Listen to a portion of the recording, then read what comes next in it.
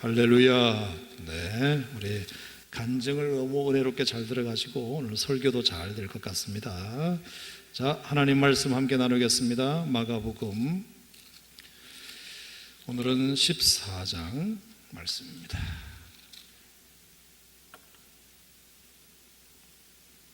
마가복음 14장 오늘은 10절과 11절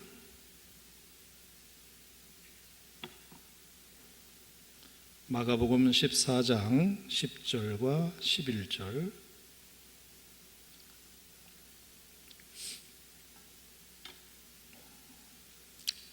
자, 우리 두 절만 함께 봉독합시다. 시작. 12 중에 하나인 가룟 유다가 예수를 넘겨주려고 대제사장들에게 가매 그들이 듣고 기뻐하여 돈을 주기로 약속하니 유다가 예수를 어떻게 넘겨줄까 하고 그 기회를 찾더라. 아멘.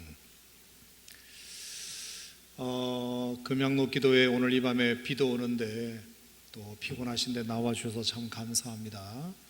오늘도 이 밤에 참 큰 은혜가 되셨으면 좋겠습니다. 한 가지 그냥 부탁하고 싶은 것은 오늘 제가 이렇게 8시 20분 전에 의자에 앉아서 이제 우리 전사님 찬양 인도하시는 것을 처음부터 이렇게 따라 했는데 제 개인적으로는 제일 첫 곡이 제게 참 은혜가 되었습니다. 제일 첫 곡. 성도들 몇 명 안 앉아 있게 빈자리가 더 많은 상태에서 부르는 노래였지만 그 첫 곡이 제게 은혜로만 들어가네 이 찬송을 오늘 세교성전 첫 곡으로 불렀는데 내가 예배당에 앉아 있지만 그 찬양을 통해서 내가 더 지성소로 들어가는 그런 느낌을 하나님이 제게 주셔서 참 오늘 제게 은혜가 되어서 선곡을 해준 우리 김성현 사님께 참 고맙게 생각하는데 제가 이 얘기를 드리는 이유는 우리가 금양로 기도회는 좀 더 여러분의 그 영적인 준비가 많이 필요한 그런 시간이라고 생각해요. 주일날은 그냥 하나님 앞에 그냥 예배드릴 마음을 가지고 이렇게 오지만 금요일날은 평일이기 때문에 분주한 가운데 여러분들이 뛰어오다시피 하니까 조금만 더 일찍 오셔서 우리 골동성전이든 또 세교성전이든 찬양단이 준비한 첫 곡부터 20분 동안 함께 하시면 25분이구나 함께 하시면 여러분 마음속에 하나님께서 정말 이렇게 풍성하게 여러분의 마음을 기경시키지 않겠는가 생각하고 물론 설교만으로도 충분하다고 생각해서 참 고맙긴 하지만 그래도 여러분들이 좀 더 마음에 이렇게 워밍업을 한다는 차원에서 여러분이 조금만 더 저녁 일찍 식사하시고 그래도 늦게라도 와주신 건 정말 감사하지만 그래도 조금 더 서둘러셔가지고 8시 20분에 찬양 시작하니까 이왕 금양로 기도에 오실 마음을 가지셨다면 조금만 더 일찍 오셔서 함께 찬양에 동참하시면 여러분에게 더 큰 은혜로운 금양로 기도가 될 줄로 믿습니다. 하여간 아멘은 귀신같이 철떡같이 잘하시는데 아멘 하신 분들은 다음 주부터 8시 20분 전에 꼭 오시길 바랍니다. 자, 오늘 마가복음 14장 10절 11절 말씀인데요. 자, 가룟 유다의 배반 장면이 등장합니다. 이 구절을 볼 때마다 참 가슴이 아픕니다. 왜 그랬을까? 왜 그랬을까? 도대체 예수님의 제자이었으면서 그리고 가장 똑똑한 제자 중에 한 사람이었던 가룟 유다가 왜 예수님을 팔 생각을 하고 그것을 행동으로 옮겼을까? 참 가슴 아픈 장면을 오늘 여러분들이 읽었습니다. 도대체 왜 그랬을까? 몇 가지 좀 여러분과 함께 이 밤에 나누고 기도 제목을 가지려고 합니다. 제가 이 말씀을 읽으면서 제 마음 가운데 두 가지 생각이 들었는데 먼저는 믿지 말자는 겁니다. 믿지 말자. 누굴 믿는다는 게 내가 누구를 믿는다는 게 그게 얼마나 참 허황된 것인가를 한번 이렇게 생각해 봤습니다. 여러분 예수님이 제자를 뽑을 때 그래도 믿는 구석이 있으니까 뽑았을 거 아니겠어요?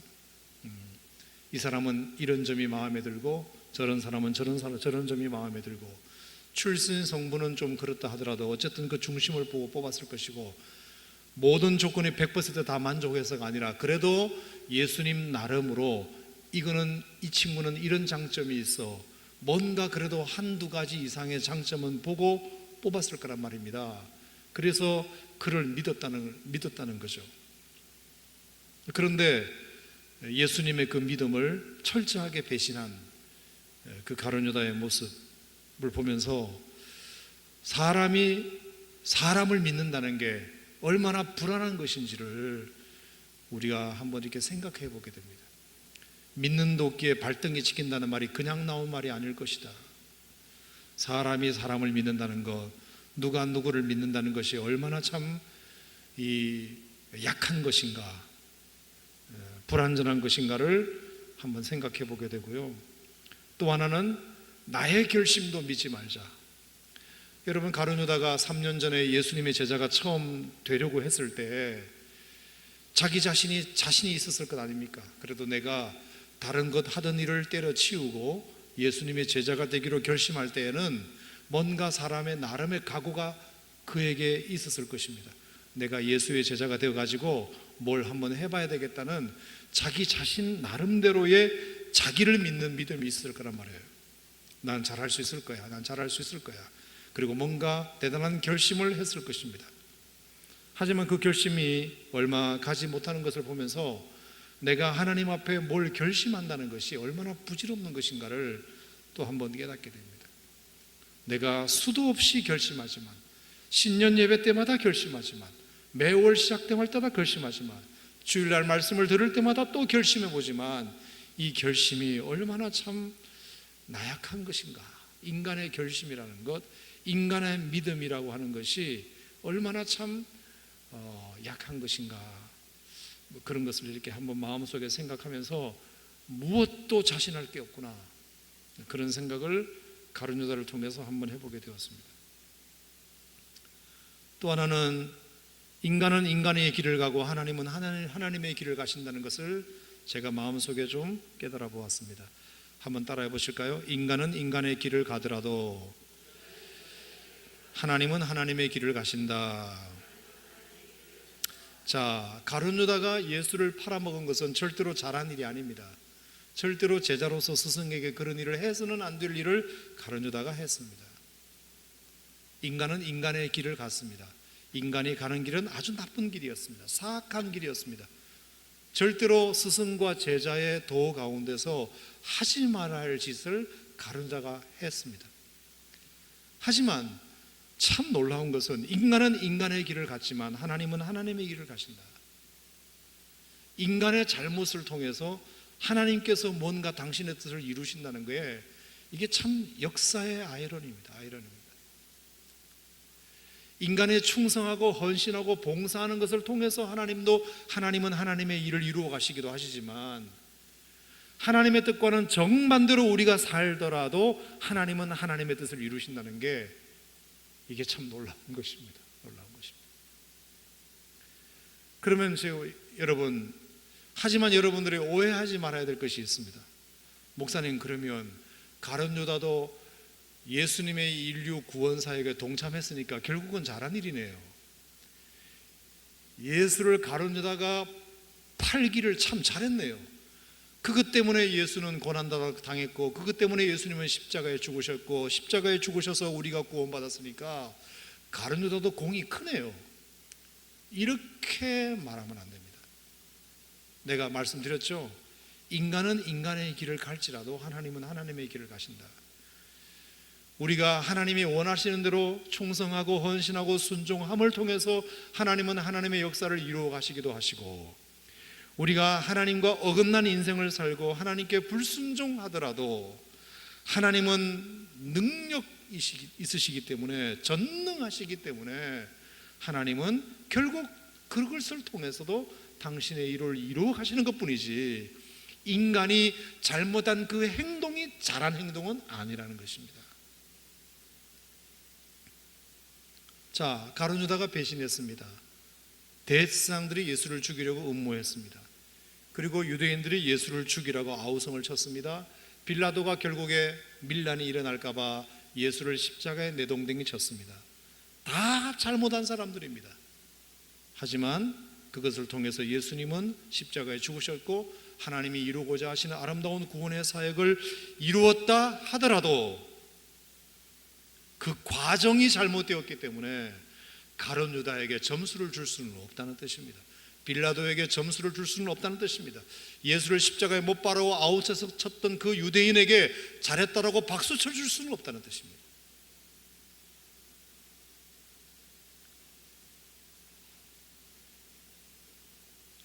사람이 나쁜 목적을 가졌다 하더라도 좋은 결과가 날 수도 있고, 좋은 목적을 가졌다 하더라도 나쁜 결과가 날 수도 있습니다. 자, 그러면 그 결과에 따라서 목적도 정당화되느냐? 그렇지 않습니다. 나쁜 목적을 가졌는데 의외로 좋은 결과가 나왔다. 그러면 그것은 나쁜 행동입니다. 좋은 목적을 가졌는데 나쁜 결과가 나왔다. 그러면 결과에 상관없이 그건 좋은 일입니다. 아멘. 결과에 상관없이 그건 좋은 일이에요. 우리가 믿음으로 살려고 애를 썼는데 뭔가 내 마음 믿음으로 살려고 애를 썼지만 내게 병이 찾아왔다, 내게 고난이 찾아왔다, 내게 핍박이 찾아왔다. 그러면 그 결과가 나쁘다고 해서 내가 믿음으로 살았던 그 행동이 나쁜 것입니까? 그건 아니잖아요. 뒤집어 생각하면 내가 대충 살았는데, 내가 믿음으로 살지 않았는데 하나님께서 그냥 이렇게 저렇게 봐주셔가지고 그냥 그렇게 잘 살았다. 그건 잘 산 게 아닙니다. 내가 순종하며 하나님 앞에 반듯하게 살지 못했는데 하나님이 봐주시고 은혜 주셔서 하나님이 그렇게 여러분들을 만들어 주신 것이지, 그렇다고 해서 그 결과가 여러분의 행동을 정당화시키지 않습니다. 중요한 것은 하나님 앞에 악역으로 쓰임받지 말자, 그 뜻입니다. 제가 이런 얘기를 드리는 것이 좋은 예인지는 모르겠습니다만 가끔 제가 그런 얘기를 들은 적이 있어요. 교회가 싸움이 일어났어요. 뭐 목사님하고 장로님하고 싸웠든지 하여튼 집사님들끼리 싸웠든지 교회 안에 분란이 일어났단 말이에요. 그래서 교회가 두 쪽이 났어요. 그래서 그것 때문에 성도들이 많이 상처받았어요. 교회가 어떻게 이럴 수 있느냐라고 사람들이 많이 상처받았어요. 그래서 목사님에 대한 실망도 하고 뭐 장로님들에 대한 실망도 하고 그러다 손쳐요. 그래서 교회가 결국은 반토막이 나서 두 쪽이 났단 말입니다. 그래서 교회는 그대로 있고 또 어디 멀지 않은 곳에 교회가 하나 더 개척되고 성도들이 그쪽으로 반이 가고 반은 남아있고 이런 상태가 되었어요.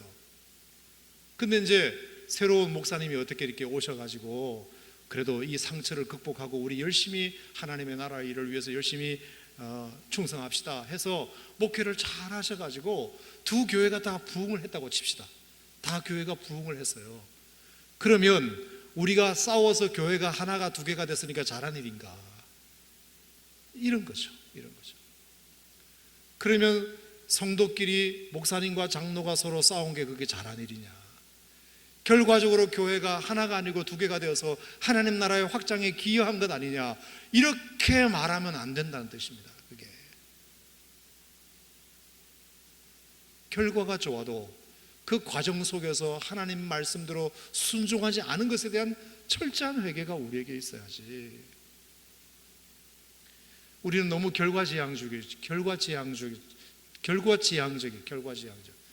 끝이 좋으면 다 좋다고 생각하는 거죠. 뭐로 가도 서울만 가면 된다고 생각하는 거죠. 하나님은, 제가 믿는 하나님은 결과를 보시지 않고 어떤 목적을 가지고 어떤 마음으로 어떤 태도로 어떤 과정을 거쳤느냐가 중요하지, 그렇지 않습니까 여러분? 우리가 하나님 앞에 헌금을 많이 드린다. 하나님 앞에 헌금을 많이 드리면 결과가 좋은 거라고 생각하지만 그 헌금을 드리는 과정이 중요하잖아요. 과정이. 그 돈을 어떻게 벌었느냐부터 시작해서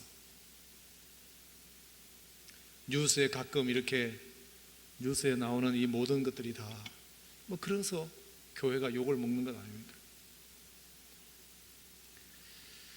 저는 가룟 유다가 예수님을 배신하고 대제사장이 예수를 죽이려고 하고 빌라도가 잘못된 재판을 하고 유대인들이 예수를 잡아 죽이라고 했던 그 모든 것들은 다 잘못되었지만 하나님은 크신 하나님이시기 때문에 인간의 실수를 통해서라도, 인간의 잘못을 통해서라도 하나님은 역사하시는 분이시지, 그렇다고 해서 그들의 행동을 정당화할 수는 없다. 우리가 그거 꼭 기억해야 됩니다. 아멘입니까 여러분? 네. 가룟 유다가 예수님의 구원사에게 기여했지만 절대로 박수 받을 일은 아니다. 가룟 유다의 죄값은 받아야 됩니다. 받아야 됩니다. 자, 두 번째로 넘어가 보겠습니다. 그러면 가룟 유다는 왜 예수님의 제자로 쓰임 받았나? 모든 것을 다 하시는 예수님께서 3년 뒤에 일어날 일도 예수님이 분명히 하셨을 텐데 왜 가룟 유다를 제자로 택했나? 이것입니다. 마치 이것은 선악과를 먹을 줄 알면서 왜 하나님이 선악과를 만들었나? 뭐 이런 질문들 여러분이 참 많이 하시잖아요. 몇 가지 한번 생각을 해보겠습니다. 첫 번째, 가장 신학적인 근거는 성경의 예언 때문입니다. 스가랴 11장 12절 같은 데 보면 그런 말씀이 나오거든요. 은 30에 예수님께서 팔릴 것에 대한 예언이 나와요. 또 호세아가 고멜을 사올 때도 마찬가지 은 15개와 보리 한 호멜 반을 사왔다고 그랬는데 그 은 15개와 보리 한 호멜 반이 그게 은 15개거든요. 그래서 합하면 은 30. 그래서 호세아가 고멜을 사온 그 돈값, 스가랴에 나오는 11장 12절에 나오는 그런 예언들, 그런 성경의 예언을 이루시기 위한, 성경의 예언이 이루어져야 되기 때문에 은 30에 예수님께서 가룟 유다에 팔렸다. 우리가 그렇게 뭐 생각할 수 있지만 그 말이 우리에게 참 가슴으로 와닿지는 않습니다. 또 한 가지 제가 이렇게 생각을 한번 해보면, 예수님께서 가룟 유다가 3년 뒤에 자신을 팔아먹을 것이라는 것을 알면서도 예수님께서 제자로 삼으셨다고 했는데 몇 가지 가능성을 한번 생각해 봐야 되는 건, 첫 번째, 그렇다고 해서 가룟 유다를 정해놓은 것은 아니다.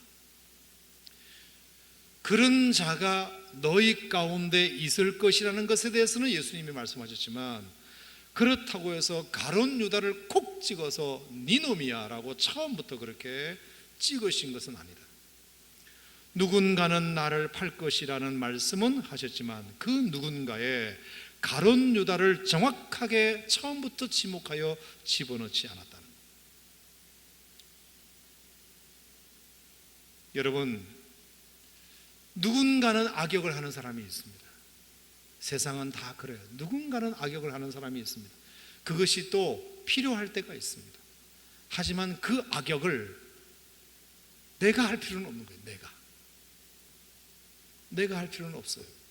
이왕이면 우리가 하나님 앞에 선하게 쓰임받아야지, 악역으로 쓰임받는다는 것은 그 사람에게 참 불행한 일 아니겠습니까?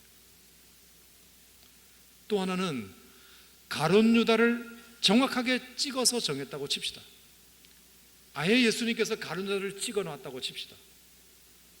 그러면 예수님께서 가룟 유다를 알면서도 이 자는 내가 제자로 뽑긴 뽑지만 3년 뒤에 나를 팔아먹을 제자라는 것을 아시면서도 왜 뽑았을까? 그건 두 가지 이유가 있습니다. 하나는 회개할 기회를 주기 위해서입니다. 그를 제자 삼아서라도, 그를 불러서라도, 그를 내 품에 안아서라도, 그에게 말씀 듣게 해서라도, 그에게 은혜 받게 해서라도, 그에게 전도해서라도 그에게 회개할 기회를 주시기 위한 예수님의 배려입니다. 그 인생이 너무 불쌍하기 때문이죠. 네가 예수라도 믿어야 되지 않겠냐? 네가 하나님 앞에 나와야 되지 않겠냐? 그렇게 해서라도 네가 다시 한 번 더 회복되고 고쳐지고 회개할 수 있는 기회를 가져야 되지 않겠느냐? 그러니까 여러분, 혹시 여러분 주변에 여러분이 평소에 알고 있는 사람 중에 정말로 못된 사람이 어느 날 갑자기 교회에 와서 앉아있다고 칩시다. 그러면 여러분들이 처음에는 그런 생각할 수 있습니다. 어떻게 저런 자식이 교회에 와서 앉아있냐, 교회 격 떨어지게, 이렇게 생각할 수 있어요. 나야 예수 믿는 건 그렇다 치지만 저 자식은 예수 믿으면 안 될 놈인데, 여러분 그렇게 생각해서는 안 됩니다. 그렇게라도 하나님이 불러다가 회개할 기회를 준다는 것은 하나님의 뜻입니다, 여러분. 예. 그리고 저 자식이라니. 그럼 내 자식은 괜찮은가? 나도 그 사람에 비해서 별 것 없습니다. 사실은 이 땅에 예수 믿을 수 있는 자격을 갖추고 태어난 사람이 누가 있나요? 다 죄인으로 태어났습니다. 다 도찐 개찐이고 50부 100부입니다. 우리가 처음부터 의인으로 태어났다면, 예수 믿을 수 있는 충분한 자격을 처음부터 가진 사람이라면 그 사람은 지금 예수 잘못 믿고 있다고 생각하면 됩니다. 어느 누구도 저를 비롯해서 예수 믿을 수 있는 자격을 가진 사람은 아무도 없습니다. 여기에 앉아 있을 수 있는 자격이 있는 사람은 아무도 없습니다. 하나님이 죄인이라도 좋다고 불러주시니까 앉아 있는 것 아닙니까? 그러면 누구라도 어떻게 가룟 유다 같은 저 사람이 예수의 제자가 된다고 하지 말고 그렇게라도 불러서 회개할 기회를 주시고 있다는 것 자체에 대해서 중보기도 해줘야 됩니다. 중보기도. 이왕 저렇게 되었으니 예수 제대로 믿게 해달라고 우리가 중보기도를 하지는 못할 망정 사람을 평가하는 일은 없어야 되겠다, 그런 생각을 제가 하게 됩니다. 또 하나, 예수님께서 가룟 유다를 콕 찍어서 3년 뒤에 자신을 팔 제자인 것을 뻔히 알았다 손치더라도 예수님께서 제자로 그를 부르신 이유는 그게 바로 예수님의 사랑이기 때문입니다. 자, 우리 인간의 사랑과 하나님의 사랑이 여기서부터 차이가 납니다. 항상 하나님의 사랑과 예수님의 사랑은 그럼에도 불구합니다. 배신할 걸 알면서 사랑하는 것이 그게 예수님의 사랑입니다. 저자가 나를 팔아먹을 걸 알면서도 품고 사랑하는 것이 그게 하나님의 사랑입니다. 아멘입니까? 사람은 절대로 못합니다. 과거의 전적이 화려하고 앞으로도 절대로 개과천선할 전혀 확률이 0%라면 사람들은 절대로 그 사람을 곁에 두지 않습니다. 무슨 회사에 직원 하나를 뽑더라도 그 전 회사에서 전화를 해가지고 그 전 회사에서 이 사람 어땠어요? 성실했어요? 그 사람 몹쓸 사람이에요. 출근도 제대로 안 하고 그냥 데모만 하고 아주 그냥 사장한테 대들고 이런 사람이에요. 이렇게 여러분 통화를 했다면 그 사람을 여러분 뽑으시겠어요? 안 뽑으시겠어요? 절대로 안 뽑죠. 이 땅에 그 어느 누구도 전적이 화려한 사람을 뽑지 않아요. 왜? 어떻게 그 사람을 회사 말아먹을 일이 있습니까? 그런 사람을 뽑게? 어느 누구도 뽑지 않아요. 아무리 이력서가 화려해도 그 전에 그 전 회사에서 문제를 일으킨 사람은 절대로 뽑지 않습니다. 앞으로 문제를 일으킬 게 뻔하니까. 우리 인간의 사랑이라고 하는 것은 딱 여기까지입니다. 근데 예수님의 사랑은 그걸 알면서도 뽑으셨습니다. 그걸 알면서도 당신의 사랑에 품으셨습니다. 아멘입니까 여러분? 자, 요한복음 13장 말씀을 한번 보겠습니다. 요한복음 13장. 그래서 우리가 예수님의 사랑에 감복하는 것입니다. 요한복음 13장 1절 말씀을 같이 한번 보겠습니다.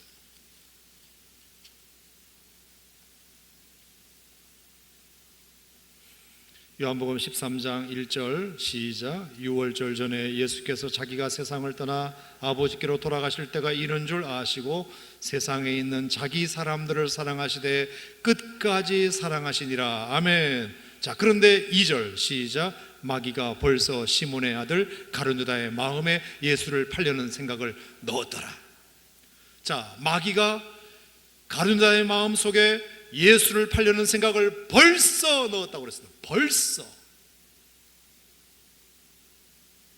그러니까 예수님은 다 하셨습니다.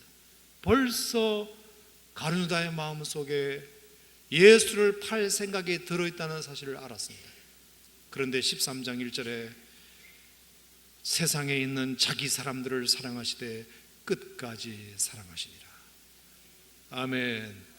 이게 예수님의 사랑입니다. 절대로는 따라갈 수 없는 사랑입니다.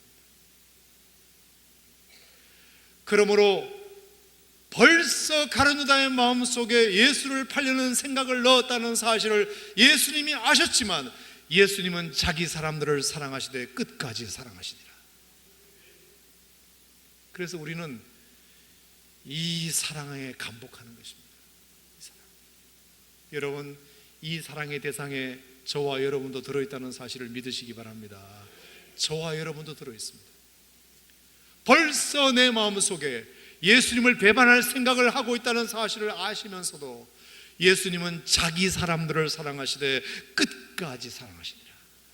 너희놈아, 생각이 틀려먹었다. 너 네 속에 무슨 생각하고 있는지 다 알아.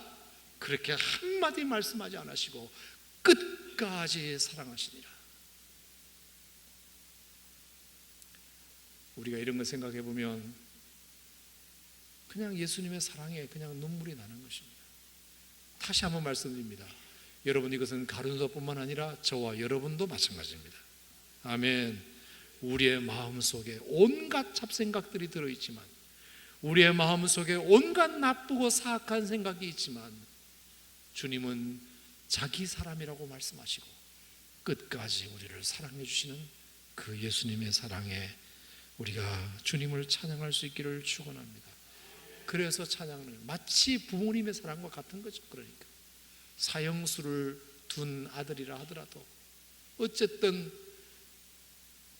언론이나 경찰에다가 싹싹 빌면서 내가 이 아들을 내가 잘못 키웠으니 나한테 벌을 내리시고 이 아들은 좀 봐주시면 안 되느냐고 그렇게 하소연하는 것이 엄마 아닙니까?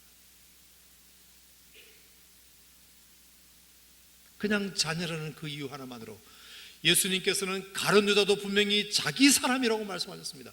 자기 사람이라고 말씀하셨습니다. 너 임마, 너 생각에 예수를 팔려 나를 팔 생각을 감히 했잖아. 그걸 주님이 다 알고 계셨음에도 불구하고 예수님은 자기 사람이라고 여전히 말씀하시고 내 사람이라고 말씀하시고 끝까지 그를 사랑해 주시는 그 예수님의 사랑이 오늘 저와 여러분을 향하신 주님의 사랑인 줄로 믿으시기 바랍니다. 그래서 우리가 언제나 탕자처럼 나갔다가도 돌아올 수 있는 것입니다. 돌아올 수 있는 거예요. 또 그 품에 안길 수 있는 것입니다. 그러면 여전히 팔을 벌리고 우리를 향하여 한 번도 팔짱을 끼고 계신 것이 아니라 열중시하고 계신 것이 아니라 두 팔 벌려 우리를 언제든지 돌아오면 안아주실 준비가 되어 있는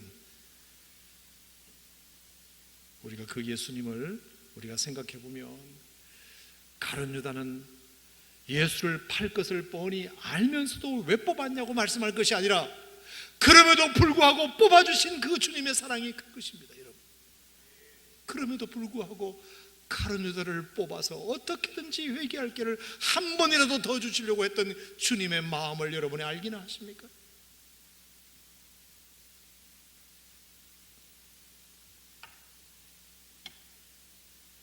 우리가 그런 걸 생각해 보면 주님이 얼마나 참 좋은지 모릅니다. 주님의 사랑.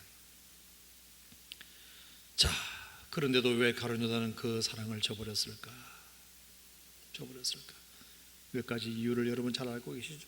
첫 번째, 욕심 때문이죠. 욕심, 인간적인 욕심. 요한복음 12장에 보면 예수님께서 한 그 마리아의 향유 부은 사건을 통해서 그 가룟유다가 옆에서 그런 얘기 하잖아요. 저거 300데나리온이면 비싼 것인데 왜 그걸 예수의 발에다가 부어서 낭비하느냐. 그때 성경 구절에 뭐라고 되어 있습니까? 요한복음 12장 6절에 보면 그가 돈괴를 맡았기 때문이다. 돈괴를 맡아서 욕심이 있었다. 여러분, 우리가 예수를 따르면서도 변화되지 않는 것 중에 하나가 내 욕심 때문입니다. 내 욕심이 나를 누르고 있으면 절대로 우리가 변화되지 못합니다. 내 욕심, 내 야망, 철저하게 모든 것을 주님께 맡겨드리고 주님이 원하시는 뜻대로 내 삶을 채워가야지, 내 욕심과 내 바램을 채워갈 목적으로 예수를 믿는 것, 이것을 신앙을 목적으로 삼지 않고 수단으로 삼는다는 뜻입니다. 수단.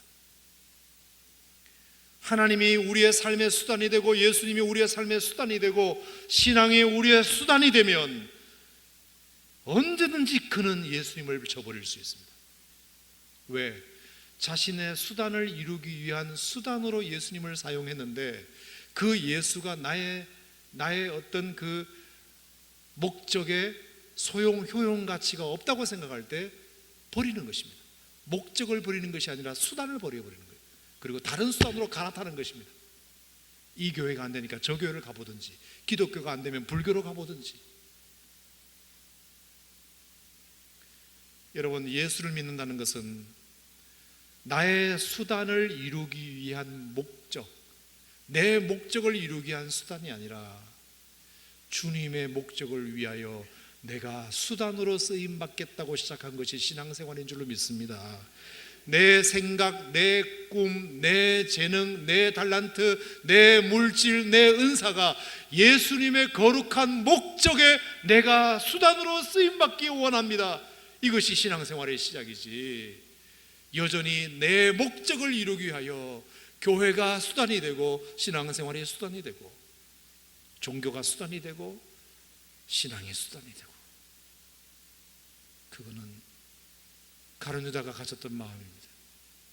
그러면 결국에 저버리게 되겠습니다. 하나님은 우리를 사랑하셨습니다. 하나님은 우리를 사랑하셨습니다. 그게 목적입니다. 요한복음 3장 16절, 하나님이 세상을 이처럼 사랑하사 독생자를 주셨습니다. 하나님은 우리를 사랑하시는 것이 목적이었고, 그 목적을 이루기 위하여 무슨 수단을 동원했느냐? 당신의 아들 예수님을 수단으로 동원하였습니다. 수단으로. 내가 저 인간을 사랑하는데 네가 좀 쓰임받았으면 좋겠다. 자기 아들에게. 내가 저 인간을 사랑하니까, 내가 저 인간을 구원하는 게 목적이니까 아들아, 네가 좀 그것에 쓰임받을 수 있겠니? 하나님은 당신의 아들까지 우리를 사랑하는 목적에 쓰임받게 하셨습니다. 하나님도 우리를 사랑하는 것을 목적으로 삼고 당신의 아들을 수단화 하셨는데 우리도 그래야 되지 않겠습니까? 우리도 하나님을 사랑하는 일에 내 가지는 열정과 은사와 달란트와 생명을 수단으로 쓸 때 그것이 신앙생활이지.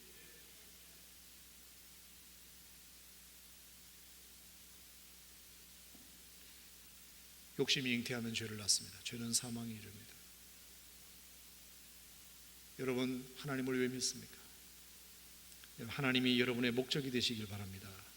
목적이, 하나님이 인간을 사랑하시는 것이 목적이었듯이, 그래서 당신의 아들을 수단으로 쓰셨듯이 우리도 하나님을 사랑하는 것을 목적으로 삼고 그 외의 모든 것은 다 수단으로 동원될 때 하나님은 여러분의 신앙생활을 기뻐하실 것입니다. 영광 받으실 줄로 믿습니다. 두 번째, 그럼에도 불구하고 가룟 유다는 왜 사랑을 저버렸느냐? 마귀에게 자기의 생각을 허용했기 때문입니다. 자, 성경에 보면 마귀가 가룟 유다에게 예수를 팔려는 생각을 넣었다 그랬죠? 넣었다 그랬습니다. 성경은 넣었다고 표현했지만 이건 넣었다는 표현을 가룟 유다 입장에서 생각해 보면 그건 받아들였다는 뜻입니다. 가룟 유다가 자기가 마음을 연 것입니다. 여러분, 가룟 유다가 자기가 마음을 열지 않는데 어떻게 사탄이 생각을 넣어줍니까? 여러분, 예수님도 예수님의 그 구원을 넣어주려고 해도 보라, 볼지어다 내가 문 밖에 서서 두드리노니 누구든지 내 음성을 듣고 문을 열면 내가 그에게로 들어간다고 그랬습니다. 하나님도 내가 문을 열지 않으면 못 들어오십니다. 마귀도 마찬가지입니다. 여러분이 언젠가 문을 열었기 때문에 마귀가 들어오는 것이지, 하나님도 여러분의 마음에 못 들어갑니다. 여러분이 마음 문을 열지 않으면 볼지어다 내가 문 밖에서 두드리노니 누구든지 문을 열면 내가 그에게로 들어가. 절대로 예수님은 열지 않으면 못 들어오십니다. 마귀도 여러분이 마음을 열었으니까. 상황이 아무리 나쁘게 전개된다 하더라도 상황 때문에 여러분의 믿음이 떨어진다? 거짓말입니다. 그 상황을 핑계대고 여러분의 마음을 연 것입니다. 마음을 연 것입니다. 마귀에게 자기의 생각을 열어버렸습니다. 그래서 그 사랑을 저버렸습니다. 여러분, 결국은 여러분의 마음이 열리는 대로 행동하게 되겠습니다. 마귀를 향한 생각에 여러분의 마음을 여느냐, 하나님이 주시는 생각에 마음을 여느냐. 강단에서 선포되는 하나님의 말씀에 여러분의 마음을 여셔서 하나님이 주는 생각의 마음을 열기를 바랍니다. 부탁입니다. 하나님이 주시는 생각의 마음을 열기 바랍니다. 마귀가 주는 생각에는 닫아버리시기 바랍니다. 우리가 무엇에 열고 무엇을 닫느냐에 따라서 마귀가 나를 통해서 역사하시느냐, 하나님이 나를 통해서 역사하시느냐, 중요합니다. 생각을 여는 것, 이게 얼마나 중요한지 모릅니다. 그 다음에 세 번째, 생각을 열었다 하더라도 행동으로 옮기지 않아야 되는데 행동으로 옮겼습니다. 그는 행동으로 옮겼습니다. 그래서 12 중에 하나인 가룟 유다가 예수를 넘겨주려고 대제사장들에게 감해 그들이 듣고 기뻐하여 돈을 주기로 약속하니 유다가 예수를 어떻게 넘겨줄까 하고 그 기회를 찾더라. 12 중에 하나인 가룟 유다가 예수를 넘겨주려고 대제사장들에게 감해. 생각은 행동을 낳는 법이지만 한 번 더 기회는 있습니다. 생각이 그렇다 하더라도 여러분의 행동을 절제해야 됩니다. 생각은 왔다 갔다 할 수 있습니다. 하지만 여러분의 행동을 분명하게 정확하게 여러분이 선을 정해놓아야 됩니다. 그래서 내가 무엇은 하고 무엇은 하지 않겠다라고, 왜? 여러분의 생각이 늘 바뀔 수 있으니까. 여러분의 생각이 바뀔 수 있고 여러분의 믿음이 늘 바뀔 수 있어요. 여러분의 믿음이 절대로 한결같지 않거든요. 이렇게 됐다가도 저렇게 됐다가도 왔다 갔다 해요. 그러면 행동을 정해놓으셔야 됩니다. 행동을.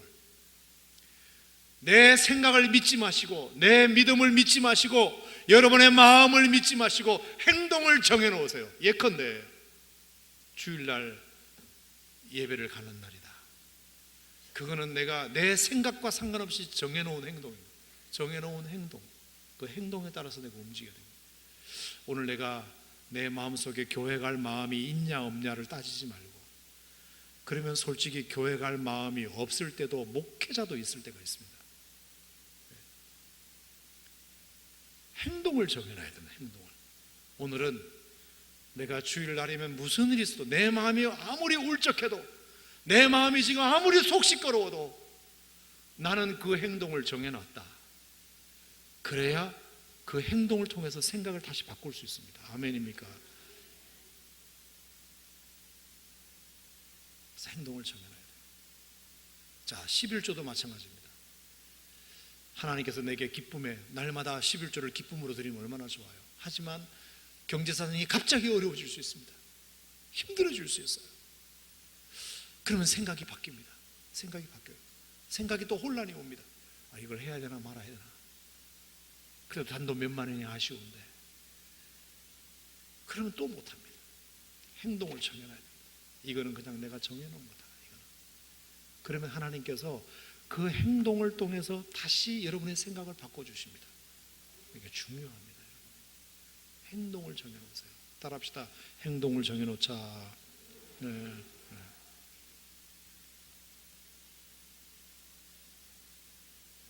행동을 정해놓지 않으면 우리는 언제든지 흔들릴 수 있는 사람들입니다.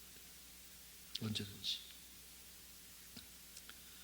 또 하나, 가룟 유다에게 가장 아쉬운 것은 마지막 기회를 찾더라. 유다가 예수를 어떻게 넘겨줄까 하고 그 기회를 찾더라. 기회를 찾더라. 여러분, 저는 그렇게 생각합니다. 하나님은 하루 24시간 1년 365일은 다 하나님께서 우리에게 기회를 주시는 시간이라고 생각합니다. 기회. 이 일을 할 수 있는 기회, 저 일을 할 수 있는 기회, 어떤 기회든지 하나님이 오늘도 우리에게 기회를 주십니다. 언제나 우리에게는 두 가지 기회가 있습니다. 거룩해질 수 있는 기회, 타락할 수 있는 기회. 사탄을 받아들일 기회, 사탄을 기쁘게 할 기회, 하나님을 기쁘시게 할 기회. 주님의 뜻대로 살 수 있는 기회, 주님의 뜻과는 반대로 갈 수 있는 기회. 예배 드릴 수 있는 기회, 예배 드리지 않을 기회. 기도할 수 있는 기회, 걱정 싸매고 있을 기회. 가룟 유다에게 참 많은 기회들이 있었습니다. 많은 기회들. 가룟 유다가 처음부터 마귀가 주는 생각을 넣었다 하더라도 그가 그 생각을 고쳐 먹을 수 있는 기회는 정말 많았습니다. 예컨대 가룟 유다가 처음에 제자 되었을 때, 그리고 3년 동안 예수님을 따라다니며 수많은 말씀을 들을 때도 기회였습니다. 가룟 유다도 제자였기 때문에 백성들을 향하여 예수님께서 말씀을 전하실 때 가룟 유다도 그것을 들었을 거예요. 그것도 기회예요. 다시 깨닫고 돌이키고 회개할 수 있는 기회가 수두룩하게 지난 3년 동안 있었습니다. 그 기회를 다 놓쳤습니다. 그 기회를 잡지 못했습니다. 뿐만 아니라 예수님께서 참 많은 기적들을 베푸실 때도 그 기적을 베푸실 때도 기회였습니다. 주님은 저렇게 능력 있으신 분이시구나. 하나님의 아들이 아니면 도무지 할 수 없는 일이지. 회개라는 직분을 맡았을 때도 마찬가지입니다. 그것도 기회입니다. 그것도 기회입니다. 직분을 맡았을 때 그것도 기회입니다. 내가 더 철두철미하게, 내가 돈에 좀 약한 사람이니까 그래서 아마 돈을 맡으라고 하는지 모르겠다. 이것을 통해서 내가 다시 한 번 더 거룩해 줄 수 있는 기회로 삼아야 되겠다. 이 직분을 통해서 내가 다시 한 번 새로워질 수 있는 기회가 되어야 되겠다고 생각했는데 그 기회도 놓쳐버렸습니다. 직분을 줘도 소용이 없는 겁니다. 직분을 주면 사람이 바뀔 줄 알았는데, 직분을 줘도 그것도 기회였는데, 네가 돈에 가장 약하니까 내가 돈을 맡긴다, 이거 아닙니까?